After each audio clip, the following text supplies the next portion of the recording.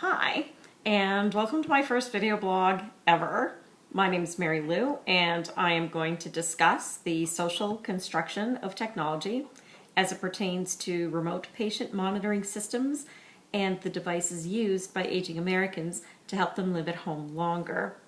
So first, what is social construction of technology, or SCOT? It is the approach that focuses on the interplay of development between technology and social groups. It contends that technology is influenced by social groups either through their acceptance or rejection of the technology.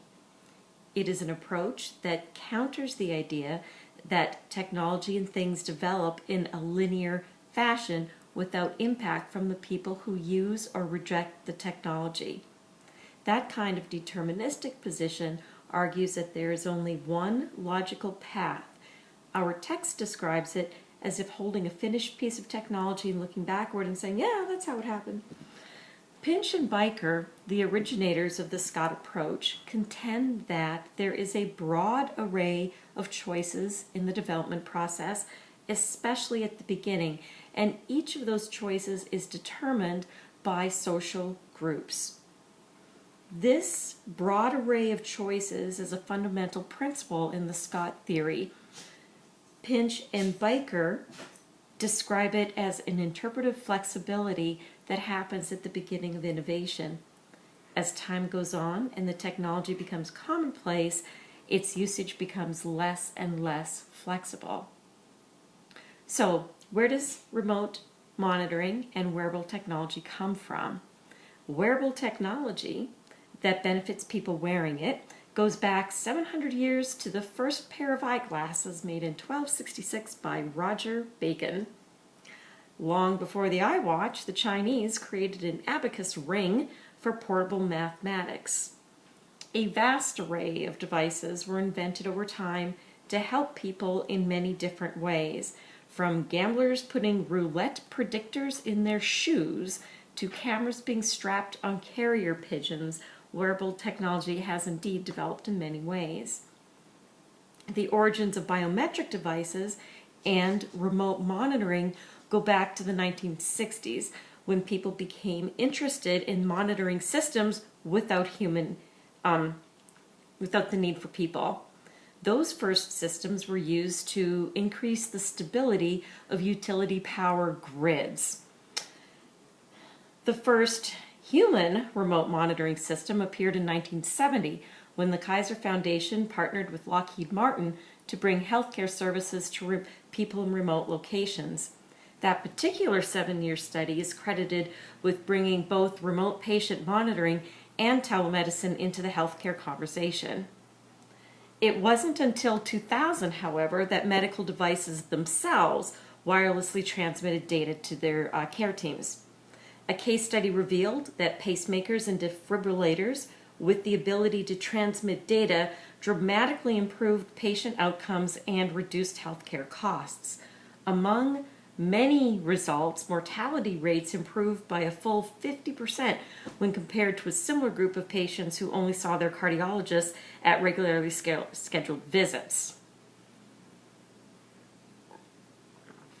As technology has become smaller, more sophisticated, and more personal, we've experienced an explosion in the creation of devices to monitor and track a variety of human functions.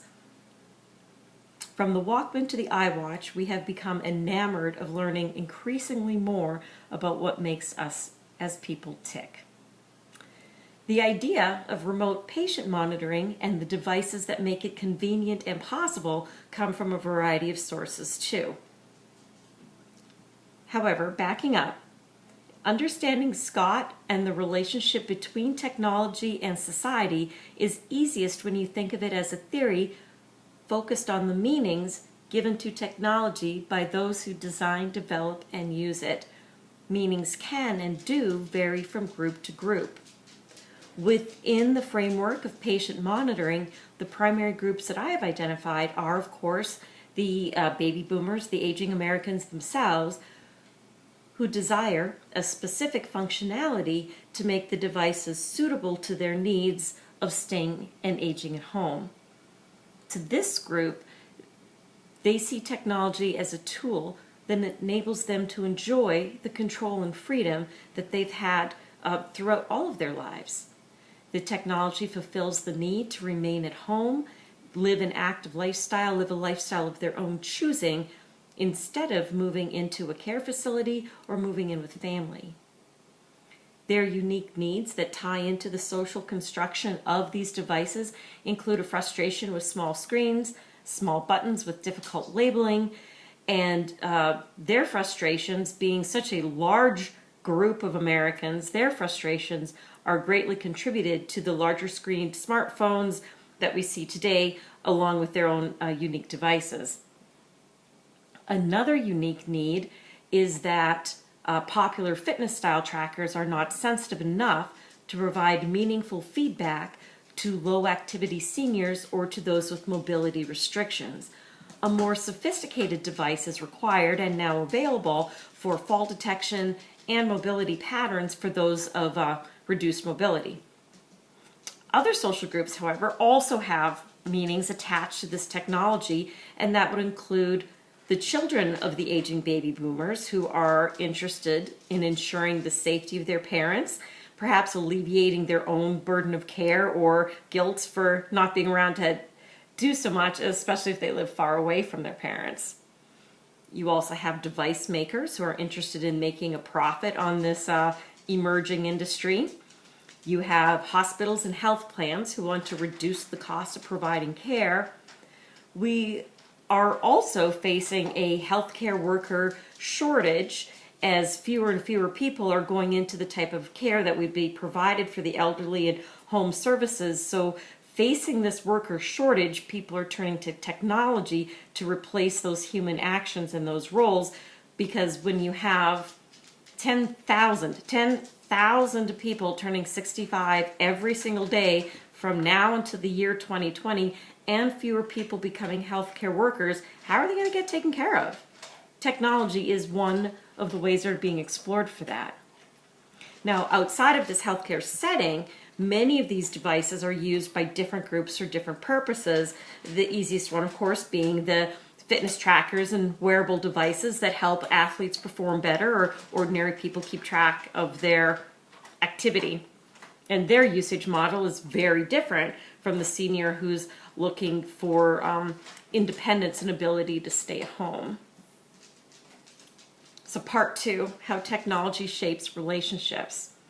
According to Bruno Latour and the actor network theory, the artifacts or technologies themselves become part of the conversation. That the technologies, the artifacts, have a role in both replacing human action and in constraining and shaping the actions of people. For example, remote patient monitoring replaces the need for those adult children to frequently call their parents for the sole purpose of trying to gauge their health status. Now they can just call and say, "How are you doing?" While human interaction will always be important to providing health care, remote patient monitoring does replace many of the human tasks for clinicians in charge of their care. As intended, the monitoring would ease the burden of care and allow providers to make more informed, better, more efficient decisions. So there is an interest in utilizing technology to compensate for the predicted healthcare worker shortage, and that is one of the ways in which this technology has a role and changes the behavior of people. Also, much the same way that your iWatch gets desk-bound people up and moving every hour until the behavior is second nature, the constant monitoring shapes the behavior of the ones being monitored. It's also known as the Hawthorne effect, that the act of observing changes people's behavior. People living with medical devices tend to be more aware of their health. They feel empowered and they understand more and they have more control over their conditions than they do without. As people become more knowledgeable, they become more engaged in their care, more willing to take action, and encouraged by the frequent positive results, the feedback from the devices. Langdon Winner takes the actor network concept a step further by challenging us to see artifacts themselves as being political when they either settle an issue in the affairs of a particular community or are closely compatible with particular kinds of political relationships. His infamous example, of course, being the bridges of Long Island being built too short for buses and public transportation, and the minorities who use the public transportation to get to Long Island. By building those bridges too low, he impacts social behavior, but it was his own social behavior and attitudes of him and his probably a certain social group that influenced that design in the first place. So they go hand in hand.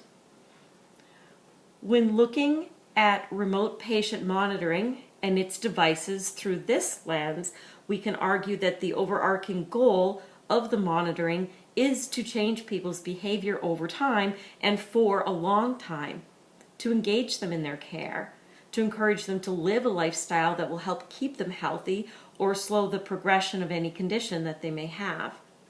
From a health system point of view, these systems are political in that they are meant as a cost reduction strategy. They're intended to save money over the long term because they will keep people out of the hospital, they'll keep people out of the emergency departments and out of the ambulances. And while these things are terrible, they're also very expensive. A remote patient monitoring system steers people to their primary care physician to provide preventive services, to catch things early and reduce the overall healthcare spending. It is far less expensive to provide this equipment and this monitoring and have people stay at home than it is to, and keep them healthy, keep the healthy, than to take care of people in a reactive way once they're ill.